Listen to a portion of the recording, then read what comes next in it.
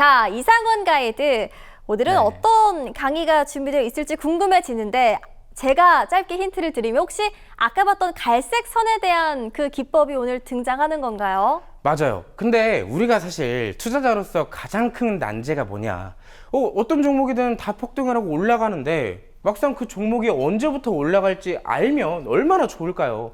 근데 여러분들께도 아까 차트를 직접적으로 보여드렸지만 이 갈색 선 하나면 사실상 발끝에서는 못 싸도 정강이에서는 캐치를 할 수 있다. 그 정도로 요약을 해볼 수 있습니다. 근데 뭔가 되게 막 대단하고 어려울 것 같고 기법이라는 얘기가 들으니까 막 벌써 머리가 지끈지끈 거리시죠.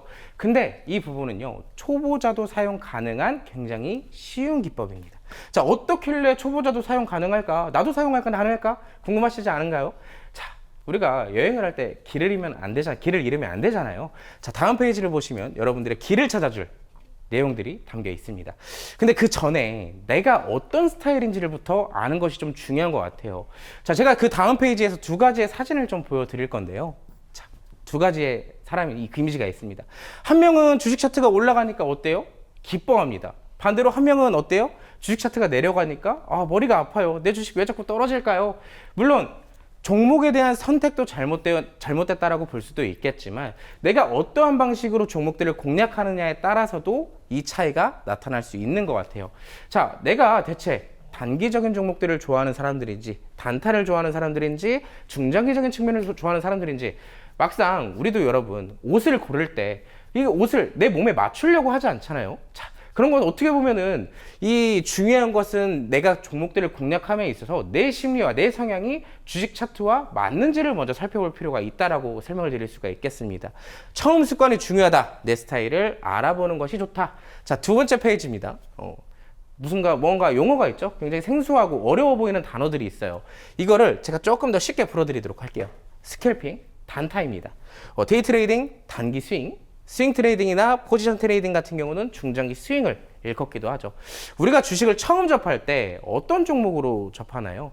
나는 조금 안전하게. 왜냐면 주식 투자라는 게 사실 우리나라가 이제 주식시장이 이렇게 활성화된 게 그렇게 오랜 역사가 되지는 않았어요. 그러다 보니까 10년 전, 20년 전만 하더라도 집에서 주식한다고 하면 뭐라 그랬어요? 굉장히 부정적인, 안 좋은 얘기들을 굉장히 많이 했잖아요. 자, 그렇기 때문에 그런 학습 효과들이 있다 보니 나는 안전하게 주식 투자를 할 거야 라고 하면서 뭐부터 사요? 바로 삼성전자부터 삽니다.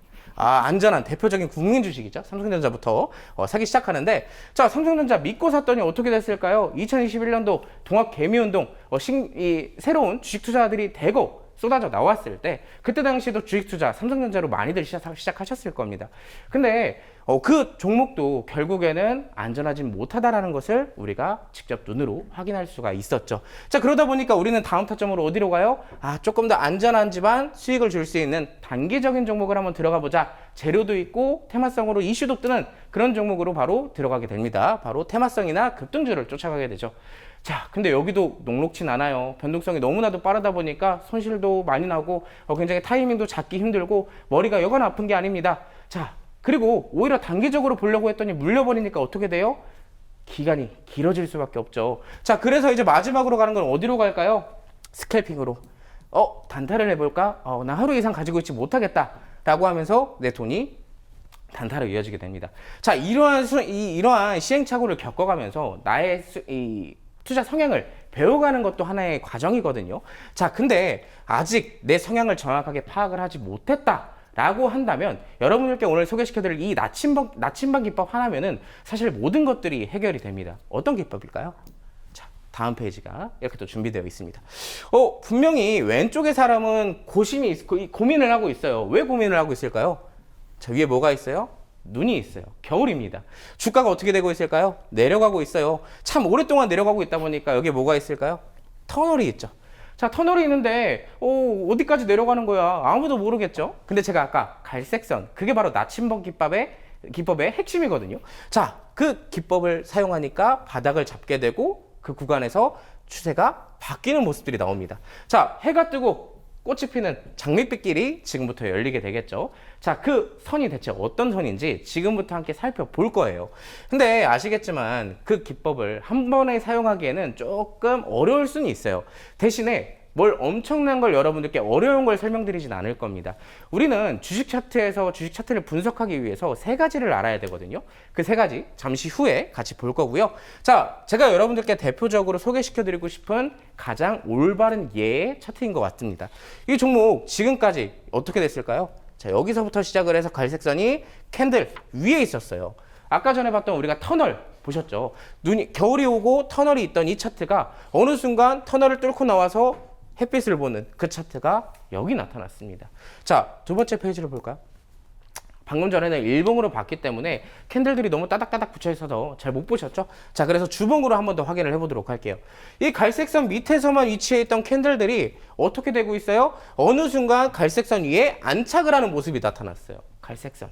자, 이 갈색선에서 안착을 하더니 1차 상승이 나오고 다시 한번 2차 상승까지. 자, 저점을 완벽하게 잡지는 못하더라도 이 갈색선 위에서만 잡았다 한다면 어떻게 됐을까요? 못해도 100% 이상의 상승이 나왔다라는 것을 이 차트에서 확인해 볼 수 있습니다. 자, 중요한 건 이거예요. 이 기법을 사용하면 100%, 200% 상승한다가 아니라 우리가 발끝에서는 못 잡아도 정강이에서 사서 어깨 정도에서는 팔 수 있는, 사용할 수 있는 기법이라는 얘기입니다. 자, 이 기법을 사용하기 전에 제가 아까 대표적으로 알아야 되는 세 가지가 있다고 그랬죠? 자, 주식의 분석. 어떻게 분석을 해야 될까요? 첫 번째 포인트입니다. 자, 등산가가 있어요. 등산가가 이제 막 등산을 하려고 준비를 하고 있습니다. 준비를 하는 것도 준비를 하는 거겠지만 당연히 뭘 해야 돼요? 그 전에 어떤 산을 등산을 할 건지 목표를 정하겠죠. 그 목표를 정하고 멀리서 쳐다봅니다. 저 산에 올라가면 내가 얼마나 좋을까? 이 산에 올라갔을 때 내가 얻는 가치는 무엇이 있을까? 바로 기본적 분석에 해당하는 회사의 가치를 보는 준비 단계라고 볼 수 있겠습니다. 내가 어떤 종목을 투자하기 전에 이 종목, 이 등산할 때까지의 매력이 어떤 것이 있을지 우리가 미리 분석을 해보는 것을 기본적 분석이라고 얘기를 해요. 흔히 말해서 그냥 이슈, 재료, 기업적인 자체에 대한 내용들을 살펴본다라고 보시면 좋을 것 같습니다. 자, 그 다음에는 뭐가 있을까요? 기술적 분석이 있어요. 우리가 저 산이 되게 좋아 보여요. 그래서 이 산 등산해야겠다 라고 열심히 올라갈 수는 있겠죠. 근데 되게 뭔가 쉬워 보여서 도전을 막 했지만 가는 길이 쉽지는 않습니다. 막 암벽도 타야 되고요. 내리막이 가파르기도 하고요. 엄청나게 다사다난한 길이 있더니 자, 어떻게 됐어요? 열심히 올라가고 있습니다. 우리는 노력을 하고 있는 거예요. 우리가 그 정상에 올라가기 위해서. 자, 기술적 분석에 해당해요. 이 등산의 정상에 올라가기 위한 흐름과 패턴을 보는 것이 기술적 분석이라고 얘기를 합니다. 자, 대표적으로 주식의 분석에서는 기술적 분석과 기본적 분석 두 가지가 있는데, 자, 우리가 확인해 볼 것은 지금까지 차트 기반으로 설명을 드렸었기 때문에 기술적 분석에 해당하는 내용을 살펴볼 수가 있겠죠. 자, 다음 페이지에 보면 그 기술적인 분석의 대표적인 예들이 있습니다. 기술적 분석의 3대 요소라고 불리는 게 있어요. 우리가 차트를 딱 키면요, 바로 딱 세 가지만 나옵니다. 이동평균선, 캔들, 거래량. 물론 그 외에 보조지표들도 있겠지만 그 보조지표들이 만들어지기 직전에 있는 가장 기초적인 원본적인 내용들은 이 세 가지 3대 요소에 담겨 있어요. 자, 거기에 대표적인 게 바로 캔들이라는 겁니다. 우리가 차트를 보면 빨간색, 파란색 있죠? 그걸 바로 캔들이라고 부르는데요. 저는 여행에서 이 캔들을 이정표라고 불러요. 하루하루 어떠한 방향으로 가고 있는지를 보여주는 하루의 일기 같은 느낌이라고 보시면 될 것 같습니다. 내가 열심히 앞으로 가고 있는데 이 캔들 오늘 양봉 나왔네요. 자, 오른쪽으로 가래요. 자, 내가 열심히 가고 있는데 오늘 하락이 나왔네요. 왼쪽으로 가래요. 자, 그런 것처럼 이정표와 캔들은 같다라고 해석을 해보시면 될 것 같습니다. 자, 두 번째 뭐가 있을까요? 거래량이 있어요.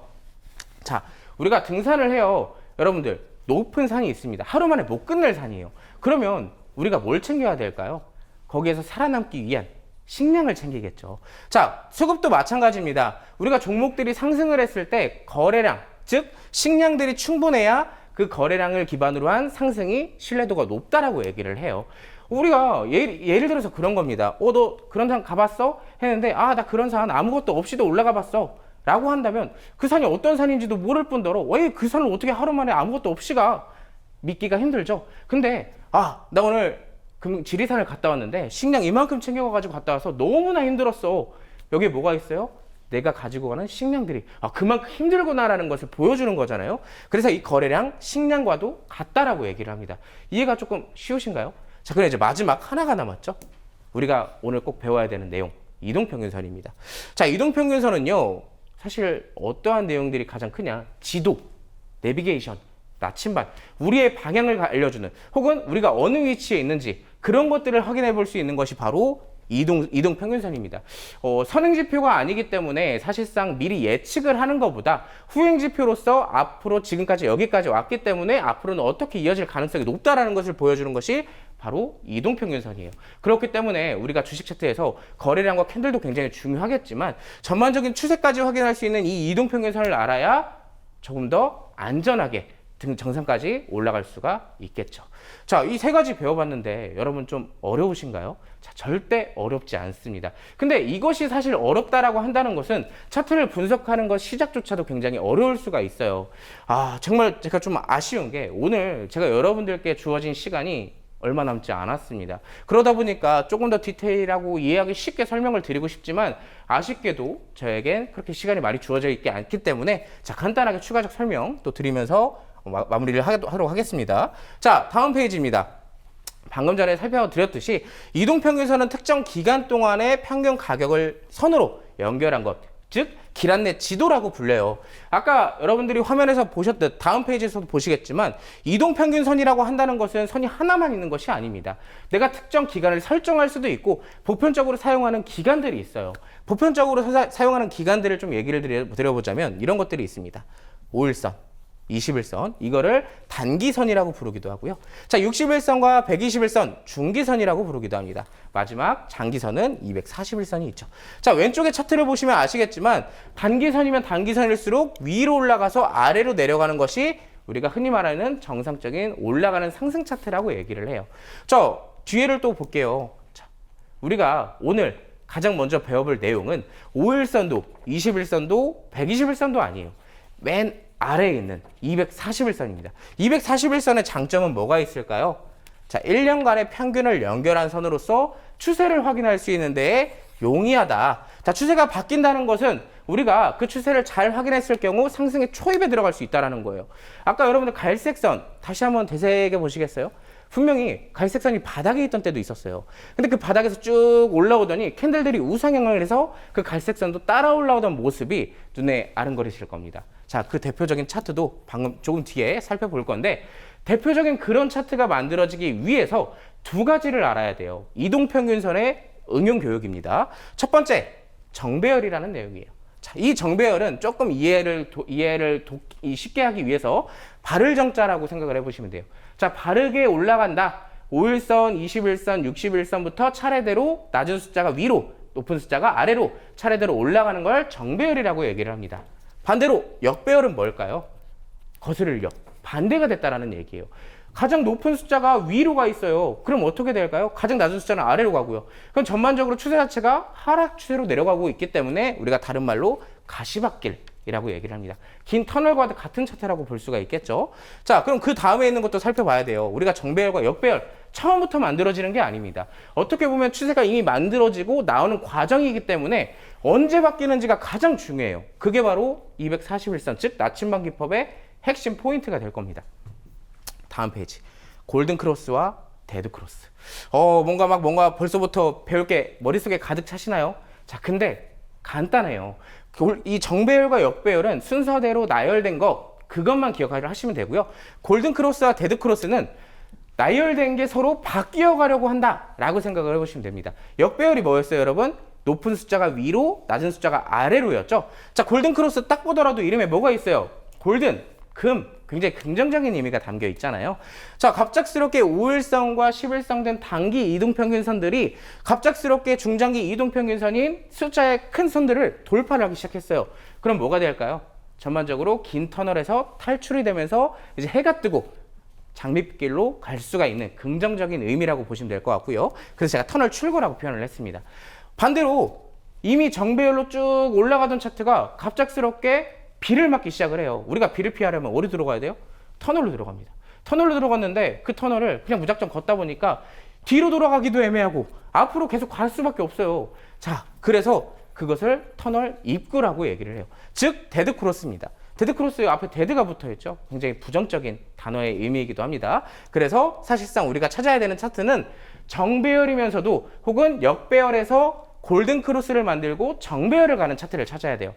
근데 사실 이미 정배열이 되어 있는 차트는 올라가고 있는 상태이기 때문에 우리가 잡는다고 표현을 한다면 골반에서 사서 가슴에서 파는 정도라고 표현을 해볼 수가 있을 것 같고, 역배열이었던 차트가 골든 크로스를 만들고 그 차트가 정배열로 만들어지는 과정을 우리가 다 살펴봤을 경우에는 정강이에서 사서 어깨에는 팔 수 있는 기법이 될 겁니다.